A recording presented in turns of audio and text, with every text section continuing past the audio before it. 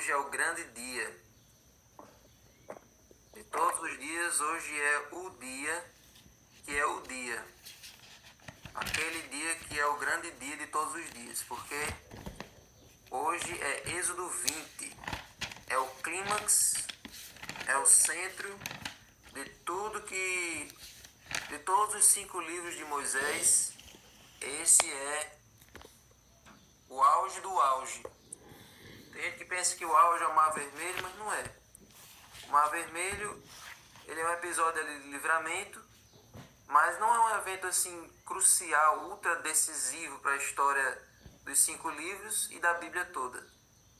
Mas a lei moral, os 10 mandamentos, é o divisor de águas e que atinge a nós também. Então, nós vimos aí que ontem o povo precisou se preparar, o povo precisou se purificar, o povo precisou orar, o povo precisou ficar livre de todo contato sexual, o povo tinha que ficar com a mente aberta para ouvir ali os mandamentos, para ouvir ali as palavras de Deus. Até porque tem um detalhe. Êxodo 20 foi um momento em que Deus falou os mandamentos para o povo de Israel. Pouca gente sabe disso. As pessoas pensam que Moisés subiu o monte e de lá ele ouviu os mandamentos, eles foram escritos ali instantaneamente, na mesma hora, depois recebeu os mandamentos do santuário, depois é que o povo ficou sabendo disso. Mas não. Esse momento aqui de Êxodo 20 é Deus falando os mandamentos para o povo. Então, era o povo ouvindo a voz de Deus dizer os mandamentos. Só que depois que Deus diz os mandamentos, o povo não aguenta ouvir o som da voz de Deus, porque para eles era como se fosse um trovão. E então aquela visão do Monte Sinai pegando fogo, ali como se fosse um vulcão, uma coisa assim grandiosa, solene, aquilo ali assustou eles. Eles ficaram com muito medo daquela visão do Monte Sinai daquele jeito e ainda ouvir uma voz como um trovão dizendo os mandamentos. Tem gente que tem medo de trovão até hoje. Imagine ouvir a voz de Deus como um trovão.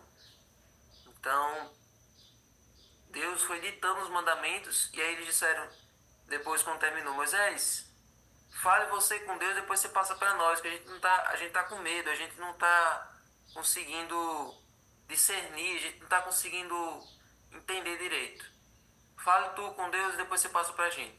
Aí a partir daí que Moisés vai para dentro da nuvem e lá ele recebe os mandamentos de forma física, lá ele recebe as instruções do santuário. Mas até esse momento aqui, Deus é quem está ditando os mandamentos. Então, gente, quando nós vamos para Êxodo 20, nós vamos entender aqui algumas coisas bastante importantes. Essa lição de hoje, da terça-feira, ela é como se fosse um estudo bíblico. É só dizendo mais ou menos o que a gente já sabe, mas de uma maneira que a gente possa aprender novas lições. Então, como é que começam os 10 mandamentos em Êxodo 20? Verso 1. Então Deus falou todas estas palavras. Na verdade, no original, não existe esse nome mandamentos. Esse subtítulo aqui foi criado depois, mas no original não é os 10 mandamentos. Na verdade, é as 10 palavras. Lá no hebraico é as 10 palavras. Por isso que é decálogo. Logo quer dizer palavras. Então, deca, 10, logo, palavras. 10 palavras. Só que, como não são só 10 palavras, são 10 ordens, então por isso que criou esse nome, os 10 mandamentos.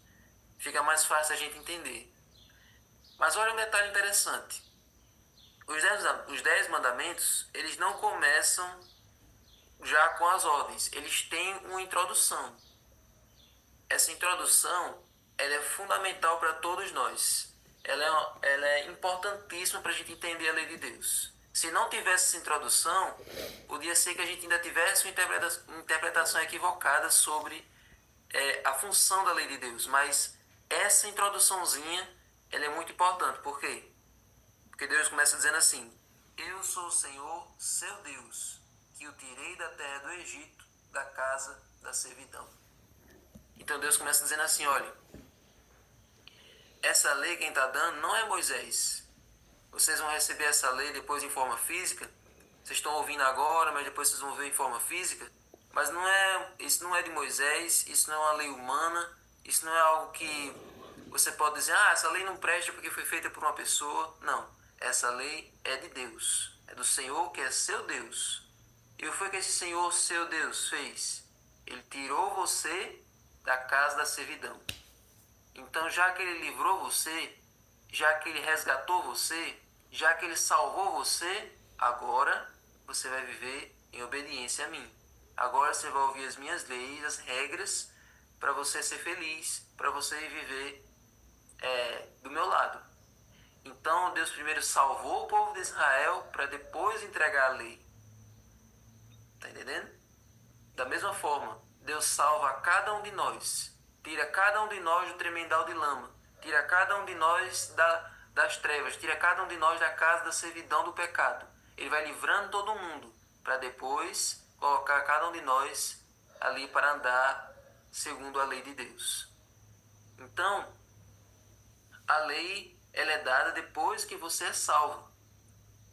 Então, o povo de Israel não precisou guardar a lei primeiro para depois sair do Egito. O povo de Israel não precisou aprender os 10 mandamentos lá no Egito. E Deus disse, olha, vocês só vão sair daqui quando vocês estiverem guardando tudo bem direitinho. Não. Deus primeiro salvou do jeito que eles eram.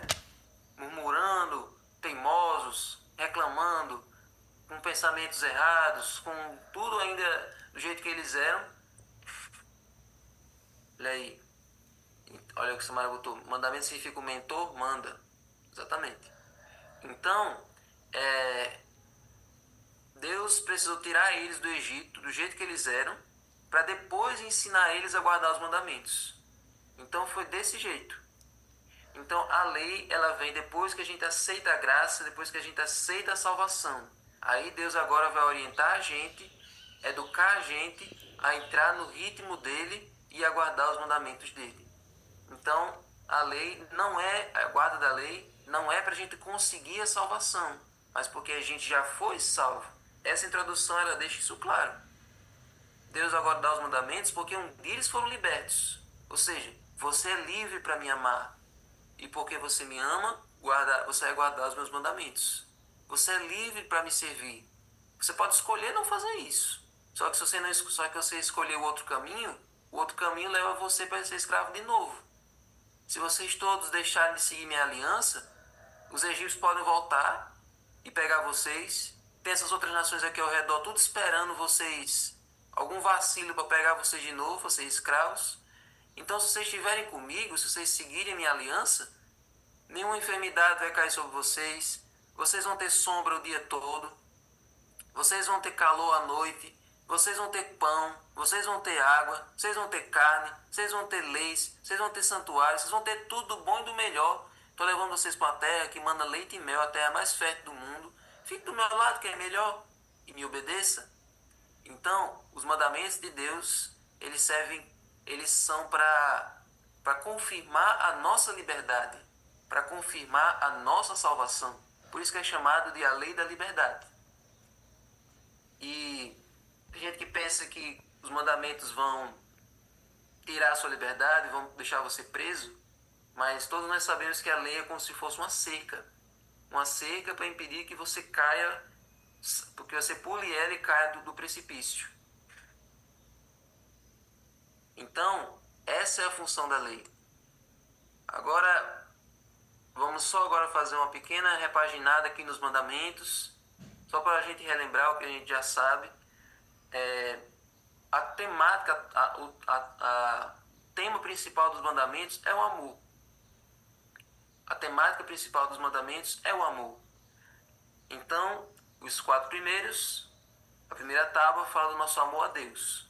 E a segunda tábua fala do nosso amor ao semelhante, o amor ao próximo. Os outros 6 mandamentos. Então, o amor a Deus e o amor ao próximo. Então, o amor vertical e o amor horizontal, que depois nós vemos isso na cruz, a tábua vertical e a tábua horizontal. Então os mandamentos você pode encarar como formas como sintomas do amor. Se você ama